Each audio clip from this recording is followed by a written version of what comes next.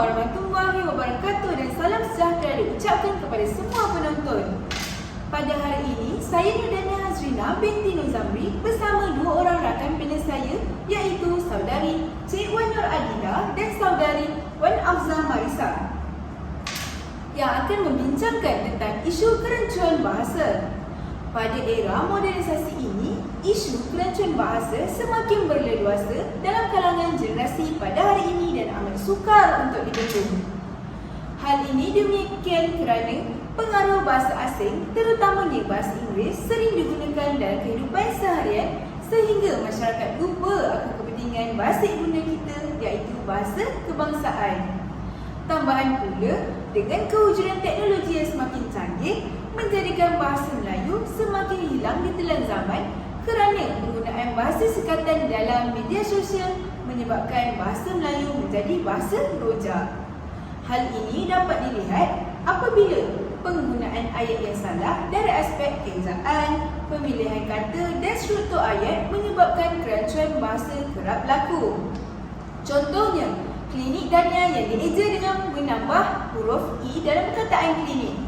Oleh itu, apa kesan yang akan berlaku sekiranya isu kerancuan bahasa ini tidak diambil serius oleh semua pihak? Permasalahan ini akan kita kupas satu persatu sehingga ke akar umbi.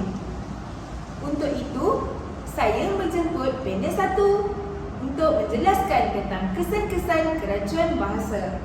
Persilakan.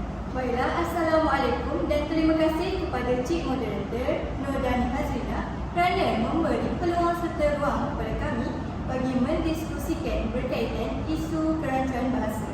Baiklah, saya akan menyatakan apakah kesan kerancuan bahasa terhadap generasi zaman ini serta generasi akan datang.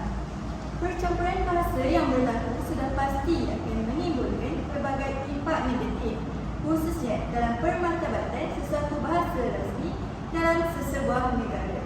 Tumpuan harus diberikan kepada generasi muda kerana mereka lah yang bakal menjadi pelapis negara pada masa hadapan. Walaupun kedengaran klise, tidak dapat dinafikan bahawa generasi harapan inilah yang bakal mencorakkan hala tuju dasar negara kerana mereka akan melahirkan lapisan generasi yang seterusnya. Isu generasi muda yang juga dirujuk sebagai generasi Y tapi kurang menguasai bahasa Melayu sewajarnya diberi perhatian. Ciptaan teknologi yang canggih seperti telefon bimbit mengandungi pelbagai aplikasi yang mudah serta pantas untuk berkomunikasi dengan sesiapa sahaja.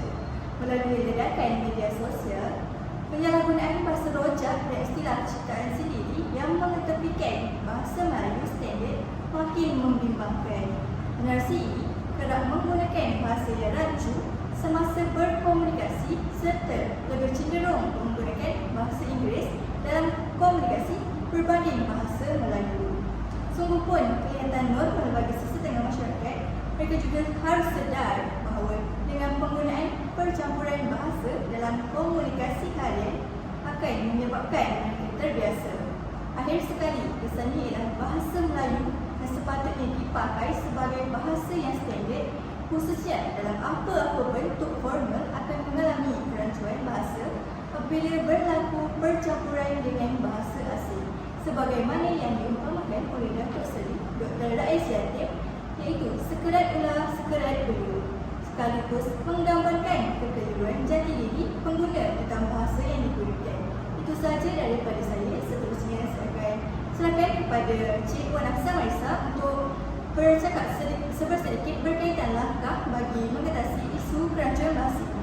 Baiklah, terima kasih kepada panel yang pertama iaitu saudari Cik Wan Nur Adila yang telah mengupas dan menyatakan mengenai kesan penggunaan bahasa rojak, dan sebenarnya perkara ini menjadi salah satu asbab berlakunya kerancuan bahasa di kalangan masyarakat pada hari ini.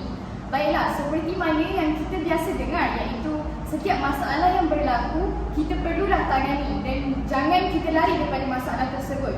Hal ini dapat saya buktikan seperti mana firman Allah Subhanahu Wa Taala dalam surah Muhammad pada ayat ke-31 bahawa dalil ini menerangkan mengenai setiap masalah yang berlaku tentu ada penyelesaiannya, dan kita sebagai generasi muda yang bakal menerajui dan menentukan masa hadapan, kita bagaimana keadaannya pada masa akan datang.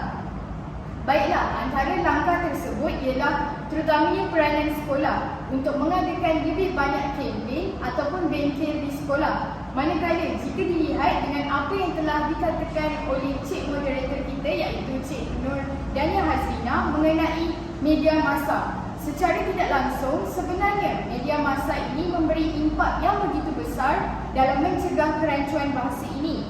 Sebagai contoh, dalam stesen radio yang tertentu yang telah mengaplikasikan atau menerangkan mengenai perbendaharaan kata.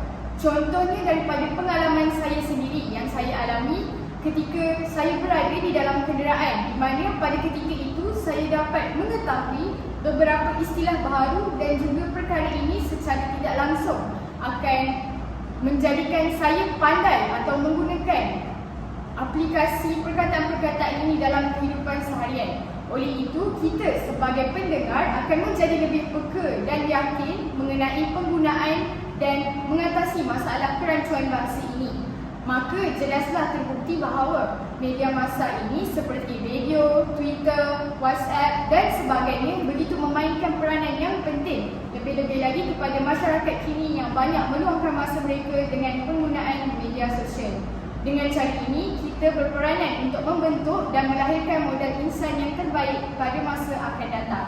Baiklah, saya serahkan kembali diskusi ini kepada Cik Moderator. Terima kasih kepada para panel saya. Oleh itu, jelaslah bahawa isu kerancuan bahasa ini perlu diambil serius oleh semua pihak agar masyarakat dapat memartabatkan bahasa Melayu yang telah diperjuangkan dari dulu lagi. Siapalah yang hendak memartabatkan bahasa Melayu jika bukan diri kita sendiri? Maka itu sahaja daripada kami. Sekian, terima kasih.